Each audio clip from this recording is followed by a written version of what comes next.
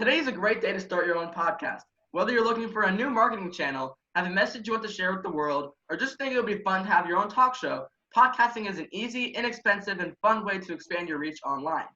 Buzzsprout is hands down the easiest and best way to launch, promote, and track your podcast. Your show can be online and listed in all the major directories, like Apple, Spotify, and Google. Let's create something great together. Welcome to the latest edition of the New York Baseball Podcast. I'm your host, Ari, along with my co-host, Noah. Hello. And today we are joined by the one and only Dale Scott. Dale was a former Major League umpire. He worked in the major leagues for 32 years. He was 5 years in the minor leagues. He worked in the American League from 1986 to 99, and he officiated both leagues in 2000 until his retirement after the 2017 season. He became a true chief in 2001. Dale, thank you for coming on. How are you doing? I'm doing great, guys. I'm enjoying spending the last, what seems like 2 years at home. No, everything's good. I'm glad to be here. I'm glad to hear Awesome. that, yeah. How's you and your family? How are they doing with quarantine and COVID and everything? Well, we're doing good. It's just Mike and I here at the house. We have a big three-story house here in Portland, Oregon, and before this hit, there were at times it's a big house to clean, to keep clean, to maintain. But since we've been staying at home, neither one of us are bitching about how big the house is anymore. It's it's very nice to get on different levels once in a while and just But no, everything's going well. We'll get through this, and our new normal will be right around the corner, guys. I hope so, yeah. So we're going to get right into the questions here. We got a lot of cool ones lined up for Dale. So our first question is, what inspired you to be an umpire? And also, did you umpire local games before you became professional? Yeah, well, growing up in Eugene, Oregon, I was a huge baseball fan. I loved baseball. My grandfather and my mom's dad, and they lived down in LA, so I was a Dodger fan growing up. And it was pretty obvious to me that I was going to be the first baseman for the Dodgers. It was just a matter of time. I quickly realized as I started playing, in fourth, fifth, sixth grade, that I may not have had the talent to be the first baseman for the Dodgers. I had a little bit of an issue. I couldn't run, field, throw, or hit. And those are kind of key ingredients to being a successful player. So after it was my freshman year, back then I went to a junior high, so ninth grade was the end of junior high, and then a 3-year high school. So going into high school, it was rather obvious. There's only two teams, varsity and JV, and I would be about 3 levels below that. So what do you do when you're 15 and you love the game of baseball and your playing days are over? You're really too young to coach. Not that I would be a good coach anyway, but a friend of mine said, "Why don't you try umpiring?" He had done it the year before. And it's the way to make some money. And I said, you know what? It's not a bad idea. I mean, let's face it, I watched the umpires a lot because I was on the bench a lot. So I had a good opportunity to do that. So I started umpiring, and I just I fell in love with it. I was my sophomore year in high school. I umpired all through high school. After I graduated, I started officiating.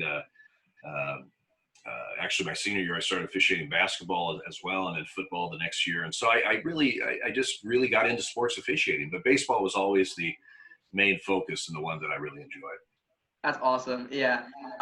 So that's good. That's nice to hear because I umpire as well. Obviously, due to this quarantine, we can't do it now, but it is a fun experience to do it with the local games. The one complaint I have, though, and we were discussing this before we recorded, was sometimes the parents can be a little tense when you're doing the local games. Yeah, that's a nice way of saying it. It's almost. I get it. Your kid's out there, and you're excited for them, and you want them to do well. But you got to remember, especially at the lower levels, the kids are learning the game. They're learning the basics of the game. They're learning how to play the game. They're learning the rules of the game. But guess what? The umpires are learning too. A lot of times, you're not getting the veteran 20-year umpires working these young kids games, and so cut them a little slack. They're learning the game too, and they're learning how to umpire and do that. It's not an easy thing to do. It's certainly not for everybody, but yeah, they can be a little over the top sometimes. Yeah, it's a good point. Sometimes we see the parents just care more about than the kids sometimes, and it's just right. It's they're living vicariously through their kids, and to a point that's okay. I mean, it's but remember, it's it's a game, and you're not just hoping they do well. The kids are learning sportsmanship. They're learning teamwork. They're learning all kinds of stuff, and so let's not cut into those messages by just screaming all the time. Right. Exactly. I could not agree with you anymore. I mean, like that is 100%. Like, yeah. Yeah. So yeah, to move on to a kind of a fun question. So obviously, you've been an umpire for so many years. You've been to like 30 different cities throughout your times. Did you have a favorite city and stadium to umpire in? Well, let's see. You guys are close to New York and Philadelphia, so I'll say those two. Thank you. Just to throw that out there. Actually, those are both fun cities and passionate sports fans in both those cities. But yes, there were some great cities. I mean, we had, and that's one of the cool opportunities that I had is to see some of the, just some outstanding cities in this country. And Chicago was one of my favorite. Boston. I've always liked Minneapolis. Denver. Denver's a great city. Seattle, of course. San Francisco.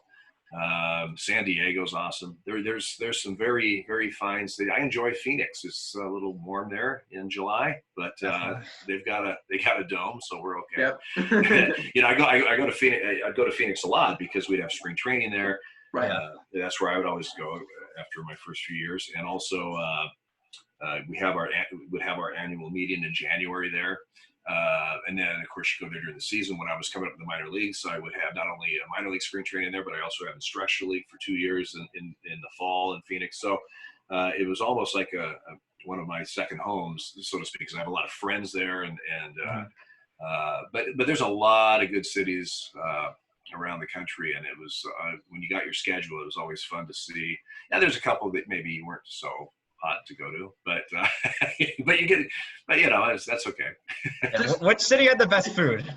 Ooh, the best food. Oh, wow. Well, man, there's they all have their I mean, let's face it, New York has everything you'd ever want. Yeah. Now, are you talking about ballpark food, or are you talking about just cities in general? It's just the cities. I'll be honest with you. I don't know the ballpark because I didn't eat the ballpark. Right. Usually about after the fourth inning, we took about a 10-minute break, and I go grab a hot dog. But there's some really good restaurants. Again, Chicago is some great restaurants. The seafood in Boston is remarkable. Baltimore. And the crab is outstanding. So that was another delight running around the country is not only seeing these different cities and we're all one big country, but we're all so different in different areas of the country. And but the food is outstanding, and that's why sometimes you see umpires that aren't maybe as thin as they should have been because we have the opportunity to scarf down some pretty good food as we travel around. Speaking of like the couple of the cities that you may not have liked, or more specifically stadiums, what do you think about Tropicana Field? Because I know there's a lot of hate on that stadium just for like a number of reasons. The Trop? The Trop, yes, the Trop. Well, I call it arena baseball. Because it's if it's off the two catwalks, it's a home run. But if it's the other two catwalks, it's where a ground striking point. But if it hits the catwalk on the foul side, it's dead. Foul ball. Arena baseball. and it's tough to pick up the ball. And as the four umpires, when we would go to the Trop, we would always before our first game of the series, I would remind the guys, hey, listen, we need all sets of eyes when that ball goes up, because a lot of times the covering umpire in a normal situation either doesn't have a good angle on the catwalks, or quite frankly, you lose the ball. Minneapolis, when they had the Metrodome, was the same way. They didn't have the catwalks, but they had the parachute top that they had was really tough to pick up the ball sometimes. You would lose it very easily. And that was a big advantage for the Twins, and I think it's a pretty good advantage for the Rays because they play half their games there, so they are much more used to it, where you'd see visiting players sometimes just going, what? I mean, they don't know where it's but I would call it arena baseball because that's what it seemed like, and it's not the most ideal setup, frankly. They're supposedly getting a new stadium, I think, in about 5 years or something like that. I don't know. They've been saying that for 30. So so I'm not sure if that's going to happen, but that would be nice if they did. It would, a retractable roof there would be outstanding. With the Florida weather, you really need one. When we played in Miami before they got the new stadium, when we played at the football stadium, you just almost always got rain, maybe right before the game or during the game or whatever. It's just that's the way it is. So if they do get a new stadium, I certainly hope it's a retractable. But on those days that you don't have weather, it's nice to not have a roof.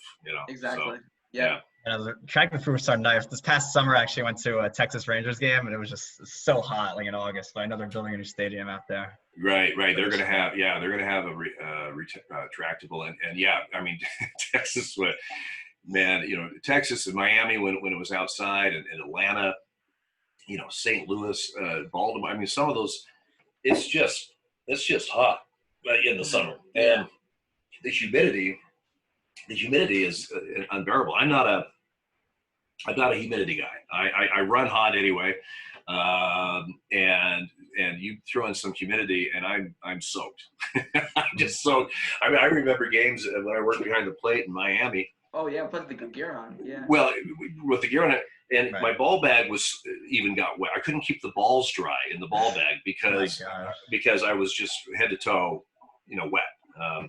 And what a lovely feeling that is when you're trying to work with all that gear and everything else. But yeah, so if the trop is, or if they're going to replace the trop, certainly a retractable, and quite frankly, a retractable dome is, you don't need it everywhere, but it sure is nice. It is nice, yes. You don't have the rain delays, you don't have the postponements or that kind of stuff. If a family's traveling in for 2.5 hours to go see a ball game, and then you have a 3-hour delay before the start to even get it started, and it's a night game, so now we don't start till 9:30 or 10. And they still have to drive back. I mean, it's just it's nice. It's not convenient for the fans for sure. Definitely. And so in terms of for terms of like weather delays, like the umpires, do they kind of really decide that, or is it like weather people, like groundskeepers, like who kind of like decides like rain? Well, the umpires, the crew chief, it's his decision. When we're handed the lineup cards after the lineup ground rule meeting, that's now officially our game, and so we make the decisions on when to take the team off the field and cover it, when to bring them back on, when to postpone if that's the situation that it comes to. Now, before we get the cards, it's up to the home management. So, let's say we're in Chicago and they're playing the Dodgers and it's a bad weather day. I remember one time we had the White Sox actually, where they called off at like 11 in the morning for a 7 o'clock game. I got a call and they said because it was like, it wasn't, there was no precipitation, but the high was going to be like 38 and the wind chill was, it was just freezing. And so they called it hours beforehand, which is rare, but you do get that. Now, if it's the last time a team goes into the city or last time they play, it is now, again, before the game starts, it's our call. That way you can't get a home team manipulating the weather to their advantage. So you have all sets of different little quirky rules when it comes to weather. But yeah, for the most part, it's the umpires once the game gets going. So moving on to our next question here, give like the young viewers a little bit of understanding like what goes on behind the scenes of the job of umpiring in the major leagues. Can you kind of describe like the daily routine of an umpire in MLB? So like, for example, time you get to the ballpark, what kind of pre-work you do before the game, food, like sort of like a routine of an umpire on game day. Well, everybody has their own routine. Some guys, just everybody. have all sorts of different routines. Now, for me personally, first of all, it depends if it's a day game or a night game. A night game, which is generally what we have, but I usually, well, first of all, we get to the ballpark about an hour and a half before game time. So 7 o'clock game, we get there around 5:30. Some crew, the great thing about the big leagues is you've got a clubhouse attendant. Both teams have their clubhouse, and they have clubhouse attendants for them. But we also have one for the umpire, and that person takes care of basically everything. For example, if I'm in Philadelphia and I work a game, and that's the getaway game, and the next day I'm in New York, I pack up my big trunk that has all my equipment, all my uniforms, both base and plate, warm weather stuff, cold weather stuff, everything that we wear on the field, both equipment-wise, uniform-wise, and hats and everything else, shoes, plate shoes, base shoes, all packed into this trunk. When I walk off the field in Philadelphia, I throw my dirty laundry into a laundry bag and throw that in the trunk. I take off. I get to New York. The next day I walk in the locker room. It's all unpacked. It's all been washed and ironed and cleaned. It's all hanging up. And that's a lovely thing to have happen where you don't have to deal with that. But that's the clubhouse guy that we tip every day, for the series and everything. He also provides food before and after the game. He also helps if we have to run tickets up for leaving tickets or whatever. If we maybe have a family in town or something, he'll go get them at a designated spot and bring them down to our room. They're there as our assistant, basically, to help us through whatever we have to deal with, so we can just think about working the game and not if we need to do dry cleaning or if we need to whatever. But the routine is get to the game for a 7 o'clock game about 5:30. A lot of crews like to play cards. The thing is, guys, is that when we as a crew are working together all year, you don't have a lot of pregame because we work every day together. So there's not a lot of stuff to go over, because if something had come up in the game before, some strange rule or some weird situation, or maybe we screwed up a rotation or something, as a crew chief, you're going to bring that up and just make sure everybody's on the same page. But most of the time, you don't really need to discuss the game, because you just and your crew mechanics and stuff, because that's what you do every day for 6 months. So working with the same guys. So a lot of guys play cards. The crew will play cards or whatever. Have a little bite to eat. Watch the news or watch another game if you're on the West Coast, because they're already playing in the East, or just whatever. Relax. Some guys like to read. Some guys like to maybe just sit in the corner and do a crossword puzzle, whatever. Everybody has a different routine, how they mentally kind of, prepare for what's coming up. And then, I always gave a countdown of it, 10 minutes before we were supposed to be on the field. I would say, 10 minutes, because I had a couple of great partners, but their time management was a little suspect. and you don't want to, there's the old adage that we learned in umpire school. You never wait for the umpires. The umpires wait for players, but they should never have to wait for umpires. In other words, we're ready to go. Mm-hmm. Now, if they're not, that's fine. But the moment that people are all waiting on the umpires, trust me, we're already not that well liked. Now they're saying, what, where are these guys? So, if we're supposed to go out on the field at 7:04 for the lineup stuff and get ready, at 54, I'll say 10 minutes and 5 minutes just to make sure let's get out there on time. But everybody has a different thing. Some guys like to just sit around and BS. Everyone's routine's different. A day game's a little different. Usually, a lot of times a day game is a getaway game, which means you're checking out of the hotel, so you have your bags in your car, or the car service, or whatever city it is, and how you're getting to the ballpark. Always they have breakfast. 1 o'clock game, we're getting there about 11:30, and so they'll have breakfast there for you or whatever. When I worked the plate, I didn't like to eat right before the game when I was behind the plate for obvious reasons. So if I had the bases, I was like going to town, man. I was eating, I was going crazy. But when I had the plate, if it was a day game, I would usually have breakfast at the hotel, because it was a couple hours at least, maybe 2.5, 3 hours before game time. That's my routine. And then you'd work the game, and then you're hightailing it to the airport because if it's getaway day, you're either going home because you have an off day or you're going to the next city.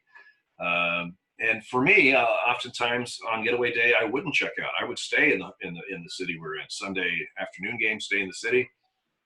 I didn't have to worry about a long game or rain delays or anything, and running for flights. I would go back, have a nice dinner, relax, and fly out the next day. So, but everybody's different, and it's luckily we're able to do really whatever we want. Right now, just talking about going on a flight sounds fun to me, just because I've been sitting here for 3 months or whatever it is. So. Yeah, I just have a quick question. I know, like, typically during the season, you stay with, like, the same crew. Like, I know you're with them a lot. Like, I'm sure you get close. Did you ever get, like, sick of kind of, like, just being with the same, like, 3 guys? Kind of, like, all well, sure. I mean, the personalities always are involved. When they make up the crews in December, early January, they're aware of there's certain people you probably shouldn't put together because of personality conflicts or whatever. The thing about the big leagues is you could literally, and I've been on crews, excuse me, that literally stayed at 4 different hotels. The only time you saw them was at the ballpark. Really? Wow. And it wasn't so much because they didn't like each other, but you have one guy, he's a Marriott guy, so he wants to get Marriott points. And this guy's a Hyatt guy, he wants to get Hyatt points. And this guy likes to stay at an airport hotel because why, I don't know, but that's what he wants to do. and maybe the fourth guy lives in the area, so he's at home. So you have your different stuff. And the thing is, you have the luxury of doing that in the big leagues. Now, to answer your question about getting sick of somebody, try the minor leagues, because in the minor leagues you're much more dependent on each other. You're all at the same hotel. You luckily, unless it's the lower minor leagues, you have your own hotel room. When I came up in the minors back, when they had covered wagons and a long time ago, you had to share the hotel room with your partners, just you and him, and you're driving the same car together. You're driving on these long road trips together. You're working the games together. You're going out to lunch together. You are together a lot. Mm-hmm. And so that's when it's really key and helpful if you have someone that you get along with. Yeah. Okay. So what was your favorite part of being an umpire? Favorite part about being an umpire? Yeah. The winter off. Which was nice, I might add. It's more sophisticated in general, and a career I had in baseball. It's a unique profession for many different reasons, but one of them is the fact that even though it's a game of baseball every day, you never ever know what's going to happen that day when you walk on the field. I mean, you could have a perfect game. You could have a 22-21 blowout. You could have the greatest comeback in the history of baseball after a team's up 12-0 in the 8th inning or something. Oh gosh, I'm getting memories of when the Mets flew that way to the Nationals this season. Oh God. Well, but that's what I mean. You never know what might happen, and you can't just. I'm not putting stuff down, but let's say you have a job at an office and every day this is what you're going to do. You're going to be doing this and you're going to be doing that, and there's not a lot of variance and there is a lot of repetition. Whatever. We have really no idea. We know what's going to take place, a baseball game, but we really have zero idea how that may take place, and the direction that's going to go at one time or another. I mean, it's amazing, and that's why we love sports. Sports is the excitement, and a team that shouldn't have a chance against someone else, and most of the time they lose, but sometimes they don't, and they come back and they do stuff that is exciting. And believe me, I'm an Oregon Duck football fan. When I first started football games, watching games in the 70s, the Ducks were horrible. I mean, horrible. So if we beat Oregon State and San Jose State one year, we had 2 wins. That was a big deal because we beat Oregon State. Yay! Yeah. I mean that was it. Now that program's got better. But the thing is, you every once in a while when the Ducks are horrible, remember one time they upset USC. How did that happen? There's no way they should have beat SC, right? But they did. Now, it happens very rarely at that time, but it happened. And so there's the excitement of sports. And so that's the thing about this job that I really enjoyed, was the challenge every day of A, just not knowing what's going to happen, and then B, trying to meet the challenge of what does happen. Because you know, you hope that you're able to react to any situation, and usually you do. But you know, you see stuff. I mean, that playoff game I had in Toronto. I mean, who that was insane. I mean, there was a 7th inning that lasted an hour. I don't know if you're going to talk about the that. Buccaneers bat flip, right? Yeah. I mean, that was insane. That inning wasn't. That was one inning in almost 4,000 games that I've worked in my lifetime, and it was absolutely insane. So you never know what's going to happen. Right. Yeah. And kind of going off that game in Toronto, with like all like the brawl broke out and everything. Do you have a certain ejection in your career that you remember the most, or that's most memorable? Like, whether that be like a good memory or a bad memory, I'm not sure like which way you feel about it, but like, is there one that just sticks with you? Well, yeah. I mean, I was the last, as an umpire or as a Yankee fan, no, I was the last umpire to throw out Billy Martin. Now, Billy Martin was way before you guys' time. I get that, but it was my 3rd year. I was only 28 years old, and of course it was the last time he was ever ejected. Many times before that he was, but that was the last one. But that's very memorable, and it was a memorable time. And you know, he was suspended, and you still watch the video on YouTube or something. It's again, who is that guy? Because I look like I'm 10. But it's, you know, that was very memorable, obviously. And you know, there's some ejections that I've had that I'm sure this is a family show. I can't explain some of the stuff said, but. Let it loose. Well, it was, you know, it's just very, you know, it brings back some memories, and you know, there were some that I completely screwed something up and I had to eject a guy, and those aren't exactly a lot of fun, because it's so much easier to have an argument and an ejection when you're right. You know, right. But when you've made a mistake, and of course we have replay now, it's all different, but when you make a mistake, but you kind of just have to die with it, and then you end up with a big argument, and you eject, you know, and of course the fans are going cuckoo, and those aren't I remember them, they're memorable, but those aren't the most fun, for sure. Yeah, I got that. Yeah, and like kind of going off of that, in a typical game, if you're hearing something from a manager or a player on the bench, just like a little bit, and it gets a little more, do you have early in the game? Do you have a feeling like? Do you know what's about to happen? Like, do you sense before you eject someone? Because obviously they have to be doing something for you to eject someone. But like before you actually eject someone, do you know leading up to that point that, oh yeah, I'm gonna eject them? They're in that dugout. They're talking. Yeah. Well, there's times that you walk out there knowing you have a decent chance. One of you has a decent chance of throwing somebody out. Like, you know, you have a team that has just lost 10 in a row or something. And they're just, you know, because guys are frustrated, and it's hot, and it's, you know, miserable, and they're not happy, and they're not having fun.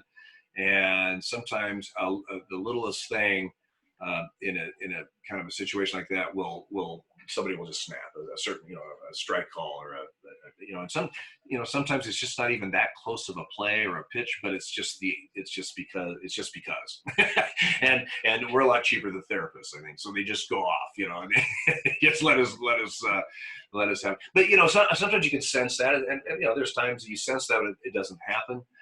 You sense that, and then the team that you think that are just ready to explode goes up 5-zip in the first and cruises to a win that day, and so they're all of a sudden they're not so bad. So it's yeah. So there are times that you can, and then of course there are plays when a certain play happens and you just go, you know, either it was your play and they're coming at you, or you're across the diamond and say, well, someone's going to go on this one. You know, I mean, because you just know it's just that type of a play or a situation, or you know, that you just know. So you'll be surprised if nobody goes on this one. You know. So, all of our listeners, thank you, Dale. This is not the end of the interview. We have about 10 minutes left for this meeting, so we are going to do a part 2. The part 2 will be released subsequently after this episode. But yes, we will see all of you in part 2.